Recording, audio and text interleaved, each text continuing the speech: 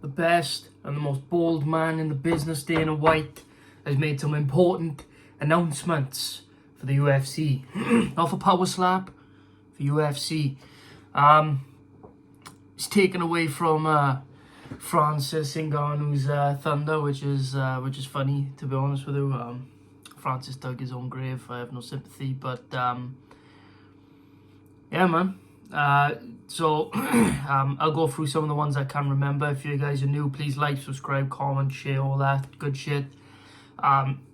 This is kind of all for whim video. I just literally set the camera down, press record. So yeah.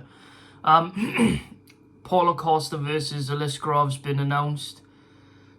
Very weird and stupid fight. Very undeserving fight. I'm gonna make a video soon about Dagestani privilege, because it is a real thing. The fact they talk about Dana privilege and all this shit with, you know, certain fighters like Michael Chandler and all that, and I get it, but Dagestani privilege is a real fucking thing. And I know the fans will cope and say like, oh, but it's because everybody's avoiding them, nobody wants to fight them, no, it's not the case though. It's not the case.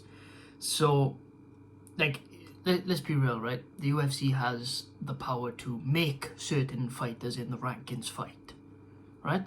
Make them fight somebody, yeah?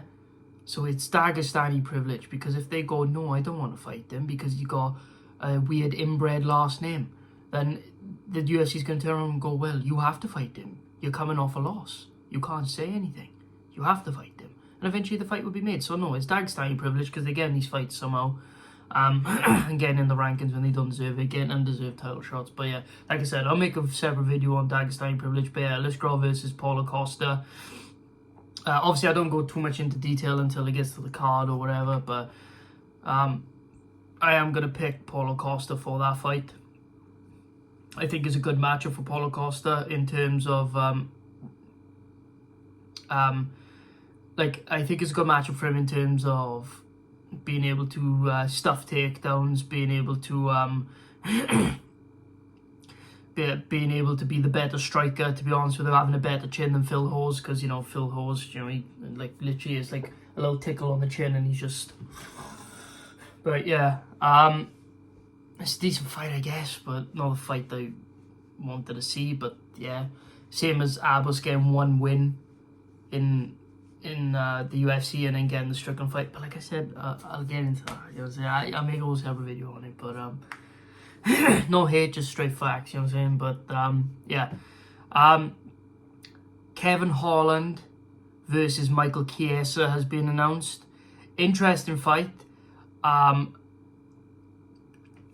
The way that Michael Chiesa has looked in the last couple of fights makes me want to pick Kevin Holland. But a part of me feels like if I pick Kevin Holland's going to lose. So I'm going to probably flip-flop back and forth with this, but I'm going to pick Kevin Holland for now. I'm going to pick him by second round KO. I think he got a good chance. I do see him getting taken down a few times by Michael Chiesa. But we'll see. But it's a good fight though, man. It's a good fight, but I am going to pick Kevin Holland for that.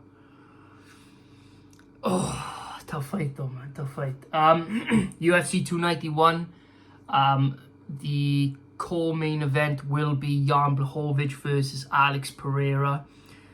I think that's the end of July, which is mad. Which means Alex Pereira is going to be back in the training camp soon. But, I mean, he is up at the weight class. That is his natural weight class. So he shouldn't be drained. He wouldn't be drained like he is going down to middleweight, if you get what I mean. Sorry, guys. I don't know what's wrong with my throat. But, yeah, he should be okay with that. But, like, man, he just got knocked out, basically, in April. I'm going to pick Jan Blachowicz for that. Like I said, the shots are going to be slower. Like the shots are going to be slower. He's going to throw slower because, you know, obviously middleweights are quicker in that regard, even though they're fucking trash. So Alex Pereira will be able to see it better, but it is at the elevation. Jan has shown to go 5 rounds hard very easily. Not very easily, but well enough. Pereira was gassing out against Adesanya in the first fight, and obviously got his second win in the 5th round, but I mean, but that was all for grappling situations, but I do see Jan Blachowicz taking him down eventually, so I see a Jan decision at the moment, but or maybe a Jan submission in the 4th or 5th round, but I know it's a good opportunity for Pereira though, because if Pereira can pull this off and get the win, it's a very, very good for his career, because he's probably going to get the title shot over Ankalaev, you know, probably the only guy that can't get Dagestani privilege, which is good because he's boring as fuck. So yeah, we'll see how that works out. I'll make a couple of calls a day, you know what I'm saying? Obviously, Tony Ferguson versus Bobby Green will be on that card. Very winnable matchup for Bobby Green at this point in Tony Ferguson's career. And it's a big name for Bobby Green too. Hopefully it can pull off for him, even though he's a bit of a dickhead. I'd say Bobby Green will probably win that fight by KO, maybe, even though he's not a hard striker. This is one of the most winnable matchups for Tony Ferguson at the same time. Because like I said, even though... I say Bobby Green by decision, but Bobby Green isn't a power puncher. And I know he TKO'd, what's his name? Alec with the... It's just one of those. I don't see... I don't see him being able to finish Ferguson with strikes. I really don't. Unless he lands a huge strike. I just don't see it otherwise. But yeah. So yeah, I would pick Bobby Green by that decision. But it's a good fight. And it's a good money fight basically for Bobby Green in a way. Because he'll make quite a bit of money doing that. Obviously I know he wasn't happy about the headbutt against Jared Gordon, which I don't think was intentional. So yeah, it's just one of those. But yeah, and then obviously the main event of that card is Justin Gaethje versus Dustin Poirier 2, which is a good matchup. Gaethje's changed a lot since that second fight, and it's for the BMF belt, which is a bit fucking weird. I don't like the BMF belt. It's just fucking pointless. It's stupid. It doesn't need to be there. But I guess it is what it is. I guess, you know what I mean? It is what it is. Like I said, it is what it is. It's just fucking strange. I'm going to pick Justin Gaethje for that because it's at Elevation. It's in Utah. And I think he's changed enough to beat someone like Poirier. I really do. I think those exchanges, he'll be a lot smarter. Because don't forget, he made the same mistakes against Eddie Alvarez, where he was in the pocket for too long and just kept getting kneed and getting hit with body shots. I think Gaethje's adjusted enough to do it. I'm glad he's finally stopped being a bitch and demanding title shots off of one-fight win streaks. But yeah, I think Justin Gaethje takes that. I don't know how he takes it though. I'm going to have to go more into detail, but I think it's a very winnable matchup for both men, but I think Justin Gaethje got that. But yeah, I'm trying to think what other fights got announced. Oh yeah, Zhang Weili versus Amanda Lemos. Interesting. I thought it would have been Yang Jianao. You know, China versus China. You know, communist versus communist. But I guess UFC doesn't want to go down that route, I guess. So we're looking at Zhang Weili versus Amanda Lemos, which is a very weird fight to make. I don't think Lemos deserves it. I thought it would have been a Yan Jianao, but I guess not.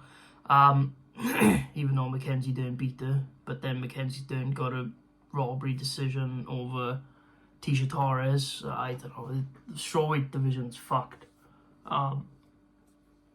Mackenzie Dern should have beaten Yang Jianao. She clearly won that fight, but she also clearly should have lost to Tisha Torres. And then I don't know. And then Lemos lost to Jessica Andrade, who just lost to someone. Who did Jessica Andrade just lose to? She lost to someone. She got KO'd. I don't know. It's a weird division. It's the best female division. Every other one is just, you know, get back in the kitchen, like, do you know what I mean? But yeah. See, it's changing my fucking voice, man. Fuck's sake. But yeah.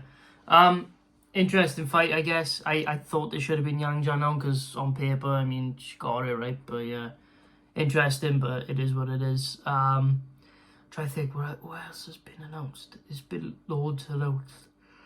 Obviously, gotta make sure that Francis Ngannou pulls in the smallest amount of numbers possible.